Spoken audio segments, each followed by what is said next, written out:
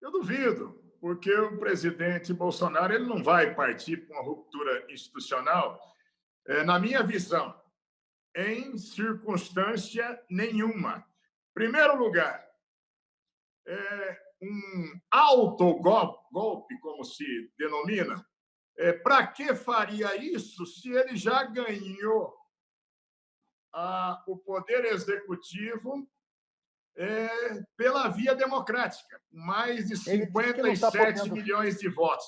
ele Não diz que não se está podendo justifica. governar e que está sendo Oi? perseguido pelas. Ele diz que não está podendo governar direito e que está sendo Não, perseguido mas pelas instituições, pelo deixa Supremo. eu dizer uma coisa. No começo eu disse que o maior adversário do governo Bolsonaro é o presidente Bolsonaro.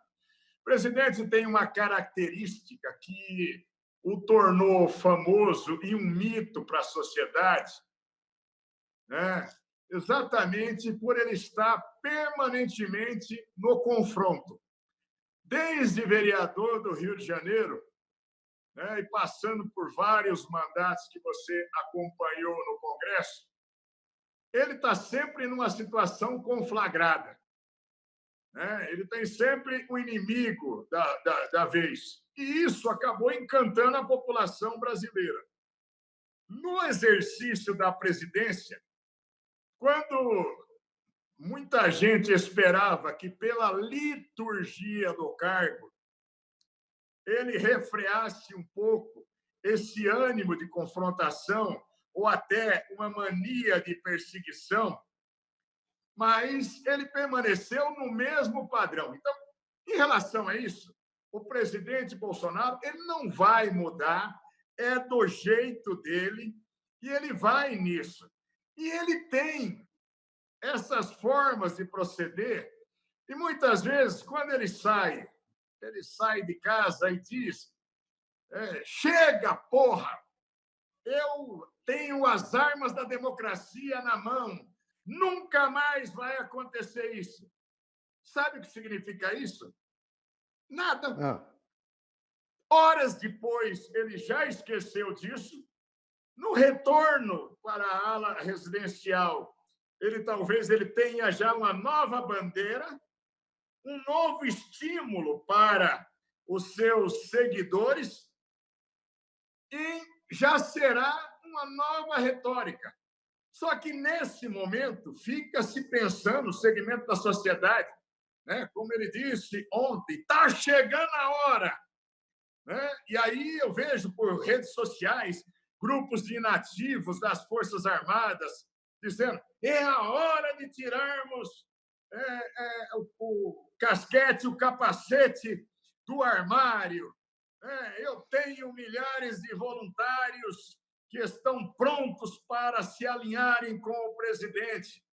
Mas você vê que, na sequência, aquela manifestação do presidente ela não vai se traduzir em outra coisa. Ao mesmo momento que ele dizia, 2 horas antes, saindo de casa, está chegando a hora, não vou ser o primeiro a chutar o pau da barraca, mas estão passando dos limites, dando um recado, possivelmente, ao Congresso e ao Poder Judiciário. Na posse do ministro das Comunicações, ele fez um discurso ameno, pedindo à União o respeito à Constituição, isso é muito louvável, mas muito diferente do presidente que, no portão, 2 horas antes, disse: olha, está chegando a hora, estão passando o da senhor é da conta. Comissão de Defesa. O senhor acha que se ele tentar uma ruptura, os militares apoiarão? De jeito nenhum.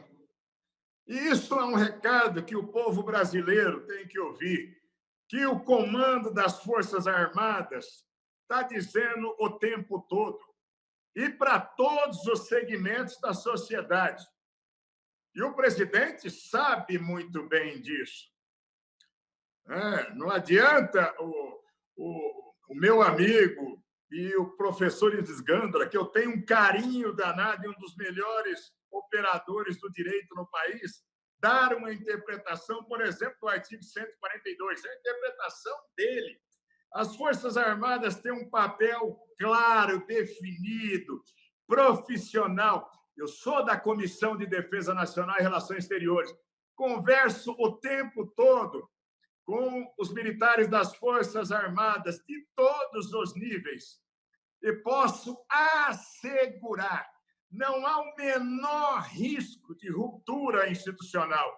E aproveito a oportunidade de desfazer aí falas ou insinuações de que as polícias militares nos estados, se houvesse uma manifestação de ruptura institucional, que se sublevariam contra os governadores e até mesmo as Forças Armadas e se aliariam, eventualmente, seja com quem for, ou com o presidente Bolsonaro. Ele dá a As entender forças isso. policiais militares também.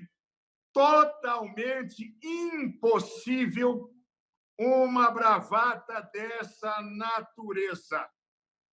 Então, as forças militares, ao que os parece, ele comandos tem muito militares, apoio entre os policiais militares. pode ter o apoio individualmente, mas os policiais militares, e principalmente os que estão na ativa. Eu vejo aqui no estado de São Paulo, tem policiais militares da reserva ou reformados que querem cobrar de mim uma obediência cega. Olha, é um mantra. Você se elegeu por causa do Bolsonaro. Me elegi. Eu reconheço isso, sou eternamente agradecido. Mas não devo, não posso e não vou compactuar com erros. Não vou. E aí eu vejo. Mas a grande maioria daqueles que me censuram, por exemplo, são da reserva das forças. Os policiais militares e bombeiros militares da ativa, e são mais de 600 mil, dá quase o dobro do tamanho das Forças Armadas da ativa hoje, conhecem o seu papel constitucional.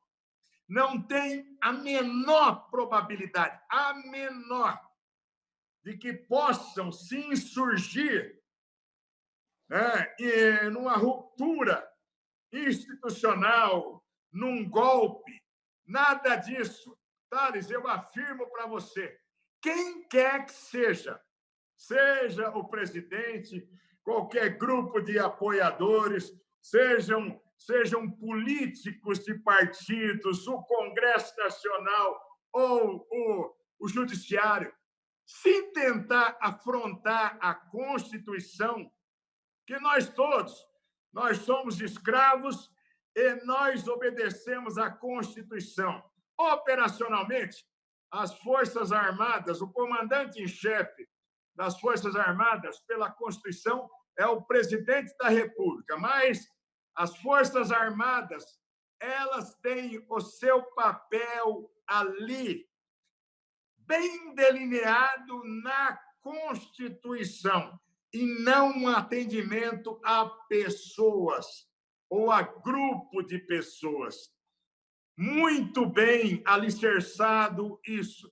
Nós podemos ter manifestações públicas, nós podemos até, em alguns momentos, ter quebra da ordem e necessidade de intervenção de força policial, ou até o estabelecimento de garantia de lei e ordem, que é quando as Forças Armadas atuam momentaneamente para manter o equilíbrio e a ordem pública. Mas eu digo para você, ai daquele que achar que simplesmente pode gerar uma ruptura e o uso da força. Olha, se eu sou chefe daqueles que têm o fuzil, eu mando na caneta. Fica falando sozinho. Qual?